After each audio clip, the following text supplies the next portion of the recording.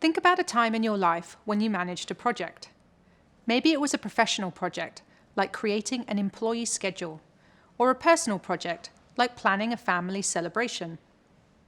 Now ask yourself this: did everything go according to plan? If I had to guess, I would bet there was at least one hurdle you had to deal with. That's because no project goes 100% according to plan, even when they are run by the most experienced project managers. Maybe you planned that employee schedule perfectly, and then someone caught a cold, forcing you to rearrange the schedule at the last minute. Or maybe just as family members started arriving for that celebration, you realized you forgot to buy ice to keep the drinks cold. And hey, these things happen. As we told you earlier, flexibility is an important skill for managing projects. Due to the nature of the project, and really life in general, it's also important that you identify and plan for risks that could impact your project. Let's discuss what a risk actually is. A risk is a potential event which can occur and can impact your project. When you think about risk in the context of project management, you'll think about them as hypothetical. In other words, these aren't events that will definitely happen, but because there's a possibility that they could happen, it's your responsibility as the project manager to identify and plan for those risks. Next, let's discuss issues. An issue is a known or real problem that can affect the ability to complete a task. So, what's the difference between a risk and an issue? Think of it like this. A risk is an event that could potentially happen. If the event actually happens, then the risk becomes an issue. In other words, risks are the big what-ifs, and issues are things that currently impact a project. It is clear that risks and issues can pose a threat to your project. How you manage those risks is known as risk management. Risk management is the process of identifying and evaluating potential risks and issues that could impact a project. It's not a one-time exercise. It's something that you'll need to do regularly to address potential risks. Risk management is a crucial part of the planning process by giving you an understanding of what could go wrong with your project. It also tells you who you need to consult about the risk. It helps you determine how the potential risk could be mitigated. This way, if or when something goes wrong, you'll have a plan prepared and ready to go. Part of being proactive and planning ahead is identifying potential risks and how to solve for them. This way, you'll set up your project with better chances for success. Failing to engage in meaningful risk management can have a few big consequences for your project.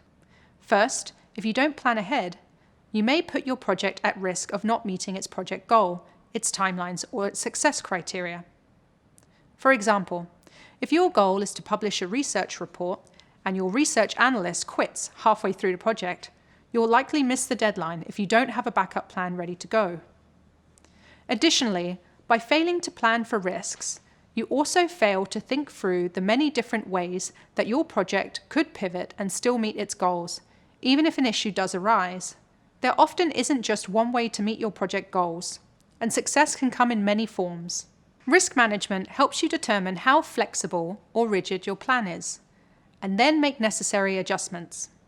For example, if your project requires a large product shipment, having a backup supplier ready means you could quickly pivot if our main supplier is unable to fulfill your order. Finally, risks can affect projects in a variety of ways that are difficult to foresee. For example, a supplier you've hired may not have adequate stock to cover your purchasing needs, or the budget for your project could be cut unexpectedly.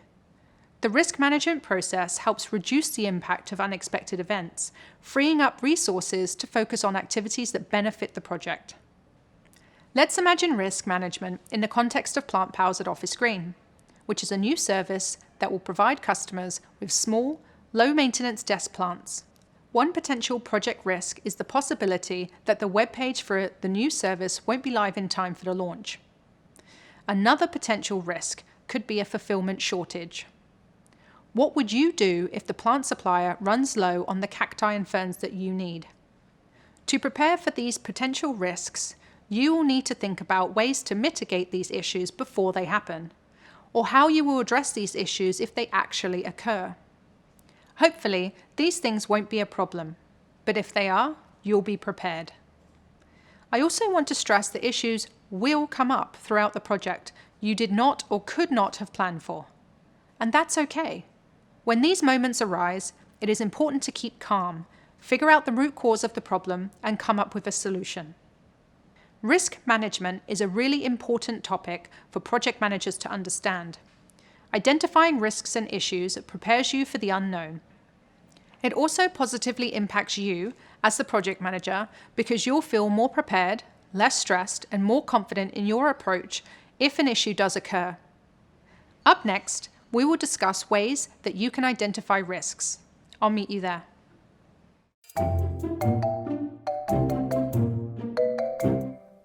Let's discuss tools and techniques you can use to identify risks, including brainstorming and risk assessment.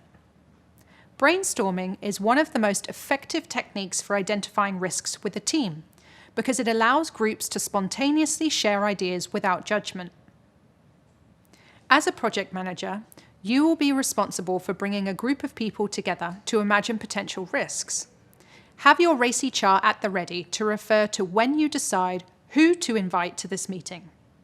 Speaking from experience, the best team for this task is a diverse one, which includes individuals from various roles, backgrounds, and experiences. Diverse teams bring different perspectives, experiences, and skill sets, and this may help you to identify risks that you may not have thought of on your own. For example, one member of your team might have experience working on multiple projects, while another newer team member might bring a fresh perspective from their previous experience on other teams. A great tool that you can use during brainstorming is called a cause and effect diagram, also sometimes known as a fishbone diagram. Cause and effect diagrams show the possible causes of an event or risk and are very useful at risk management. For example, in the diagram seen here, the effect listed is a supplier missing its deadlines. This is a risk to your project. On the left, you'll brainstorm potential causes that would lead to the effect, like poor delegation or a lack of tracking tools. In other words, cause and effect diagrams can help identify all the ways that things could go wrong by identifying a potential risk, known as the effect, and working backwards to consider the potential causes of that risk. By categorizing and breaking them down into further causes, you are able to identify areas that could lead to a potential problem, like exceeding your budget or allowing scope creep to impact your timeline. As a reminder, scope creep refers to changes, growth, and uncontrolled factors that affect a project's scope at any point after the project begins. During these brainstorming sessions, you might find that your list of potential risks is quite long, and that's okay. It is a reality. You and your team cannot account for every single problem that can occur during your project. So how do you decide which risks to focus on? List the outcomes from the brainstorm in a risk register. A risk register is a table or chart that contains your list of risks. Next, you'll adopt a risk assessment technique. Risk assessment is the stage of risk management where qualities of a risk are estimated or measured.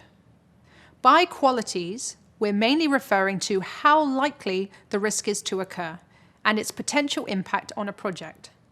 We'll come back to this point in a moment.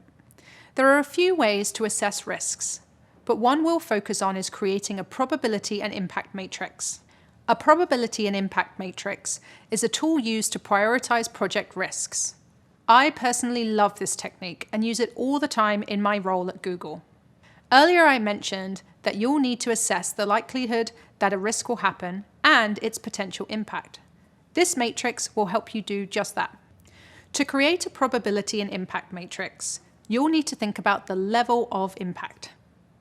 Impact refers to the damage a risk could cause if it occurs. Impact is also determined on a scale of high, medium, and low. High means that if the risk occurs, it will substantially alter the project. Low means if the risk occurs, it will have a slight impact, but it's not likely to derail the project. You'll also need to think about probability. Probability is the likelihood that a risk will occur. We also determine probability on a scale of high, medium, and low. In this case, high probability means there's a high likelihood of this happening. Low probability means you've identified a risk that could happen, but it isn't likely that the risk will occur. These two considerations come together to determine the inherent risk rating. Inherent risk is the measure of a risk calculated by its probability and impact. Measuring the inherent risk gives us a method for understanding a risk. Inherent risk is also determined on a high, medium, and low scale. So, basically, if a risk has a low impact and a low probability, it has a low inherent risk rating. These are the types of risks you don't need to worry too much about. But if a risk has a high impact and a high probability, then it carries a high inherent risk rating. Medium to high risks are the risks you should focus on and create detailed mitigation plans for. When you're creating a probability and impact matrix, it's important to ensure you create a matrix that meets accessibility guidelines and has information and formatting that everyone can easily and quickly understand. One way to do this is to use both color and distinct shapes or text to communicate levels of risk. You can learn more about accessibility communication by visiting course resources. The way you view and manage each risk will be determined based on your organization's risk appetite, which refers to the willingness of an organization to accept the possible outcomes of a risk. You, your team, and your stakeholders may have different appetites for each risk. We'll discuss how risk appetite plays into risk mitigation in just a bit. Certain low-level risks that could result in minor setbacks are much more tolerable than high-level risks that have the potential to completely derail your project. Once you've completed your risk assessment, you'll update the risk register to include high, medium, and low ratings for some examples of risks that you've identified for this project.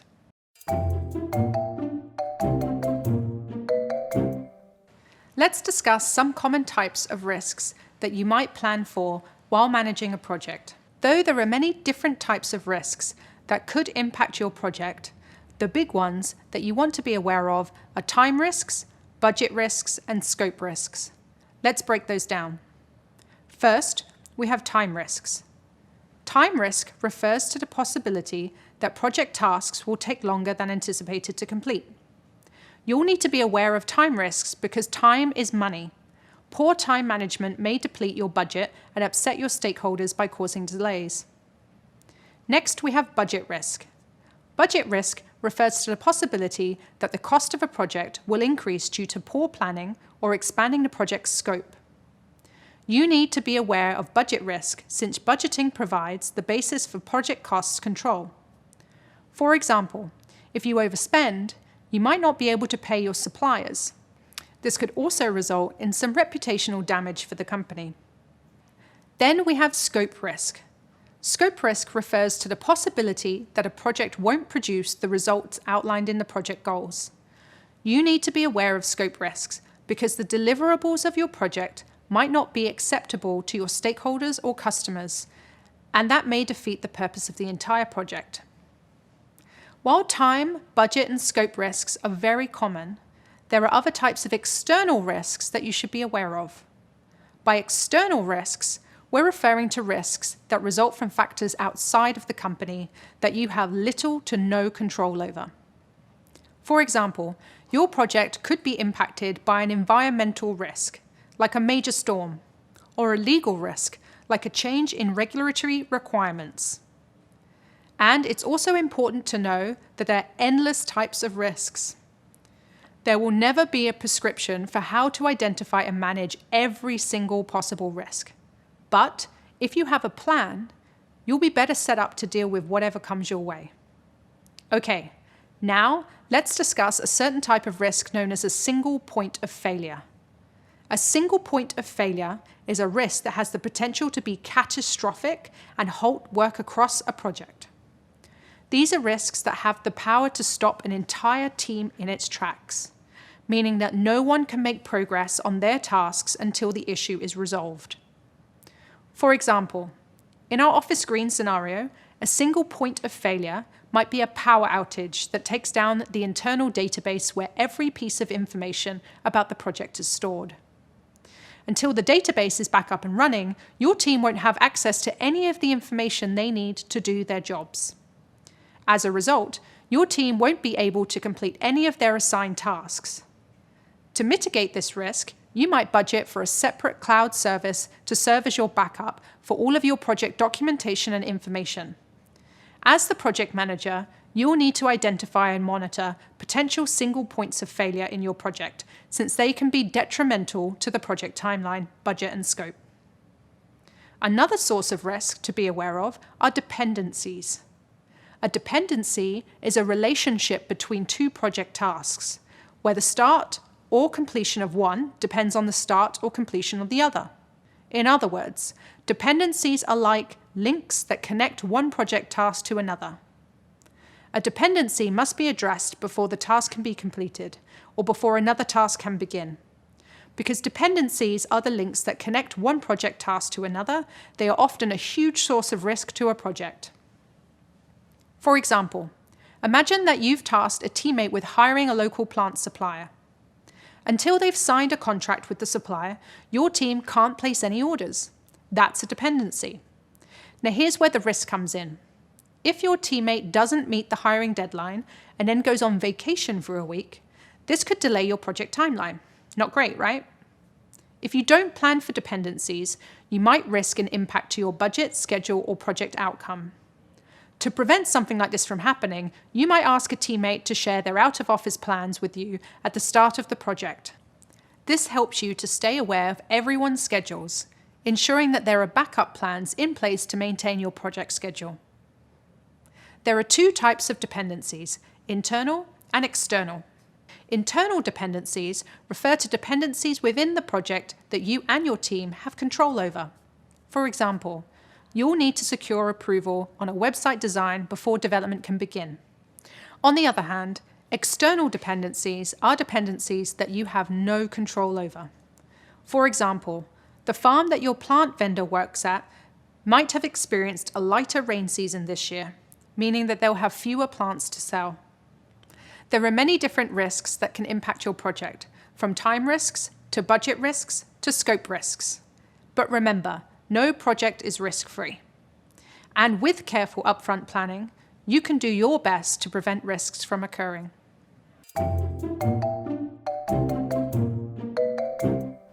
Okay, so you've learned how to identify your project's risks and assess them using a probability and impact matrix.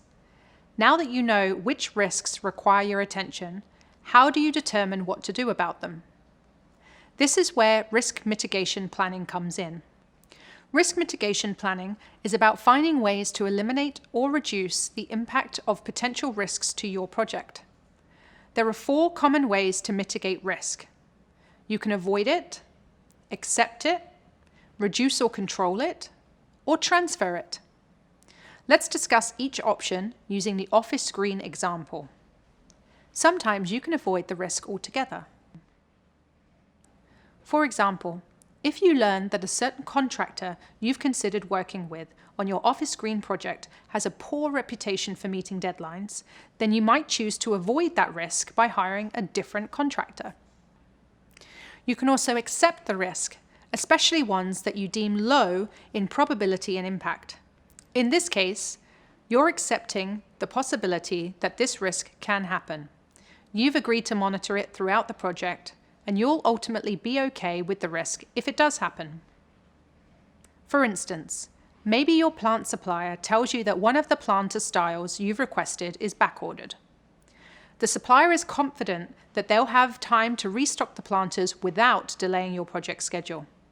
But if there is an issue with their restock shipment, this could delay deliveries to your clients by up to 2 days. Rather than starting over with a new supplier, you decide that it makes more sense to accept the risk. It wouldn't be ideal for this delay to occur, but you're flexible and you know that accepting this risk will save you and your team the headache of onboarding a new supplier, which could take 2 weeks. Another way to mitigate a risk is to reduce or control it. Personally, I like to use a decision tree when building mitigation plans. A decision tree is a flowchart that helps visualize the wider impact of a decision on the rest of your project. For example, you decide to hire the contractor with a reputation for missing deadlines because you know they do great work. In this case, you might create a quick flowchart that visualizes the risks and potential options for addressing it, like checking in with the contractor daily, either by email or through meetings.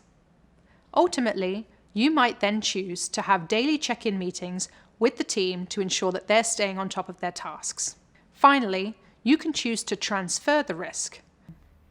For example, you've determined that it's too risky to attempt to grow plants on site at Office Green due to the possibility that bad weather or pests could negatively impact your product. Instead, you've made a decision to transfer the risk to another party or parties. By outsourcing plant production to local suppliers, you have the power to change supplies if there's an issue with quality. When you transfer the risk, you don't risk losing out on time, resources, and money. So to recap, 4 common ways to mitigate a risk are to avoid it, accept it, reduce or control it, or transfer it. Using one of these 4 strategies can help you effectively take control of the risks to your project. Coming up, we'll discuss how to document these risks in a risk management plan.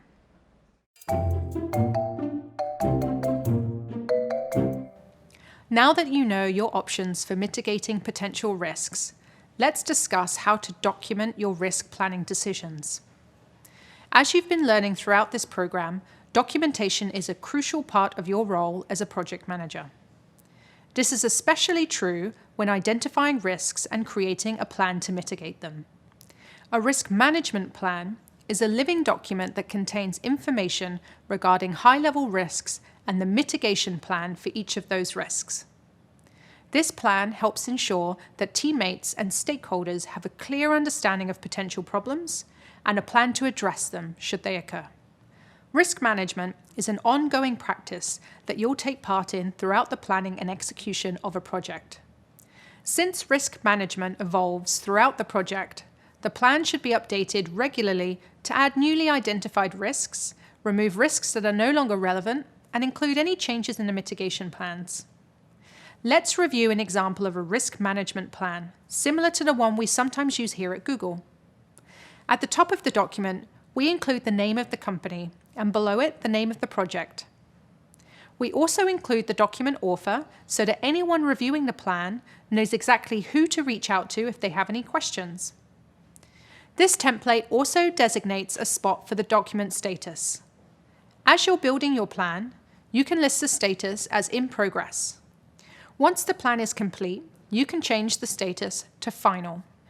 We've also included helpful details like when the document was created and when it was last updated. Details like these might seem small, but it's best practice to include them. That's because being transparent about dates provides stakeholders with a sense of how up-to-date the document is. Below these details, we have the document objective. Here, we've written that our objective is to outline mitigation plans for Project Plant POWs. Below that, we've added an executive summary of our project. Executive summaries should include a brief introduction to the normal conditions of a project and an outline of the potential risks that could impact the project. Now onto the really important stuff, the risks and how we'll mitigate them. This document also includes the risk register you learned about earlier, which is a table or a chart that contains your list of possible risks. Here, we've outlined one of the potential risks to Project Plant POWs, which is the potential for the vendor to fall behind on a deadline. We've given this risk a medium inherent risk rating. Remember that inherent risk is the measure of a risk calculated by its probability and impact. A mitigation plan has also been included for this risk, which is to hold daily meetings with the vendor to help them stay on task. Down in the appendix of the document, you'll find the probability and impact charts, as well as the probability and impact matrix that we use to assess our risks. Once you've filled out the risk management plan, you'll share it with your team and stakeholders to get their input and to ensure that they are aligned with your plans. Coming up, We'll dig deeper into the topic of communicating risks to stakeholders. See you there.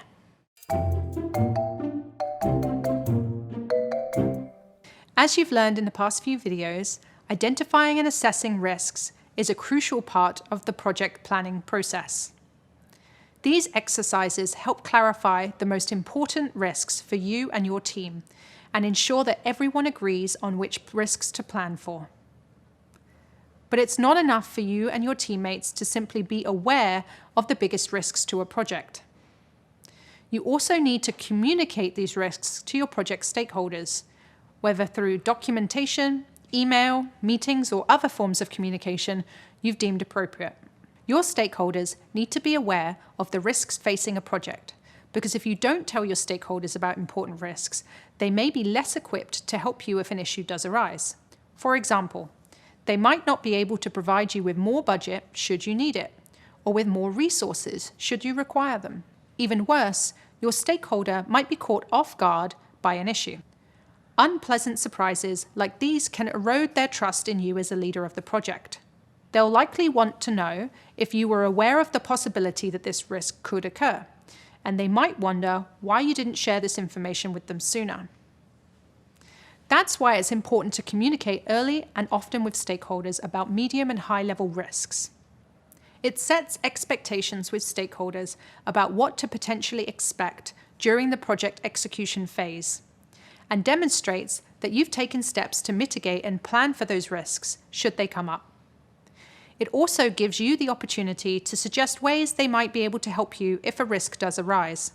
So how do you communicate risks to stakeholders during the planning phase? Well, that depends on the severity of the identified risk. For low-level risks, something as simple as an email might suffice. For example, when sending out weekly planning updates to a project stakeholder, you might list a few low-level risks that are relevant to their interests, and briefly explain how you'll address these risks if they arise. For medium-level risks, you might increase your level of communication to a direct email between yourself and the stakeholder, in which you outline the risk with more specifics and provide a detailed explanation of your plan to mitigate the risk. You might also link to your risk management plan to provide them with more information. And you might write urgent in the subject line to stress the email's importance. The serious nature of high-level risks requires a thorough and direct level of communication. When you're meeting with stakeholders to go over the project plan, you might add an agenda item to present serious risks and your plans to mitigate these risks. You can also use this time to collect feedback on your risk management plan and ask for insights from stakeholders on how they suggest handling these high-level risks. Your stakeholders might have prior experience planning for similar risks and strategies that you hadn't considered before. Risk communication is a big part of my role here at Google. As a program manager, I am constantly writing emails and delivering presentations on the status of my projects, often with the goal of sharing known risks and my risk mitigation plans.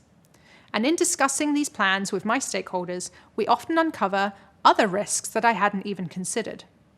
For example, in a recent meeting, I was presenting a potential new product to a stakeholder on a different team. In the meeting, the stakeholder flagged their concerns that my solution might create time and resource risks that could have a negative impact on their team. This discussion gave me deeper insights of my colleagues' potential risks and of the product's users' needs, which made me realize that I needed to ask my project sponsors for additional budget and resources. So it's always a good idea to discuss your plans with your stakeholders. They may have a different perspective. So to recap, it's important to communicate risks to stakeholders so that they're better able to help you should one arise. And you should tailor your communication style according to the severity of the risk. Up next, we'll review and wrap up all that we've covered. Meet me there. Congratulations on finishing this video in the Google Project Management Certificate. Access the full learning experience, including job search help, and start to earn your official certificate by clicking on the icon. To view the next course in this video, click here and subscribe to our channel to learn more from Google Career Certificates.